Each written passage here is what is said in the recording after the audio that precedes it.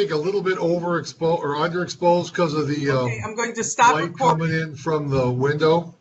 Okay, but that'll be okay. That'll be okay. All right then. Okay. But in the future, it would be best if you close that window. Okay, we're recording this. It's okay. Okay, well, Okay. now you'll remember that in the future. I will. Thank you. Thank you. And okay, welcome to Three Things You Should Know About. We're brought to you by the Michigan Association for Industrial Organizational Psychology, or MIOP. I'm Cheryl Boglarski, and I'm from Human Synergistics in Plymouth, Michigan, and the University of Detroit Mercy in Detroit, Michigan. MIOP's goal is to highlight IO psychology in Michigan. And what we aim to do each week is to highlight a workplace topic discussed by a Michiganian, okay, or at least someone who has ties to Michigan. This week we welcome Mr. Tim Jeruzel. Welcome, Tim. Thank you. Thank you. Tim has a Michigan connection. Tim has earned both his bachelor's and master's in classics at Wayne State University in Detroit, Michigan. Okay, Tim now teaches Greek mythology and Introduction to Western Civilization at Wayne State University. He will have a reading list available, and we will post it on our Facebook page. Tim, tell us the three things we should know about how Greek mythology informs the contemporary workplace. Well, okay then. I would like to go back to Homer's Iliad and Odyssey. The basis of our understanding of ancient Greece, and I think there are some good lessons to be learned there. The beginning of the Odyssey starts with the wrath of Achilles. If one were to look at that, the lesson to be taken away from that would be don't let the anger get the best of you.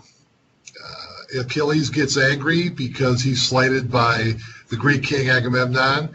And essentially, all the bad things that happened in the Iliad are based on the fact that Achilles has become angry and fomented this battle that causes so many people to be killed. So, one of the big lessons from the Iliad, I would say, would be don't let your anger get the best of you. It's a good lesson.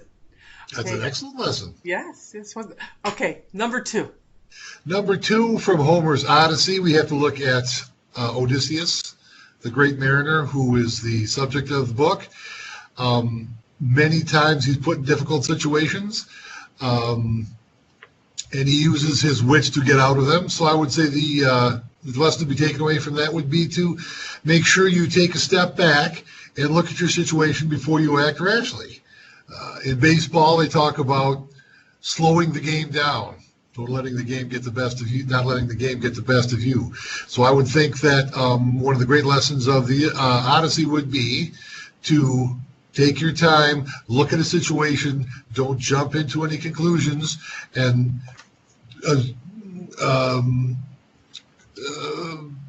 gather all your facts before you make a decision. Great. Okay, number three.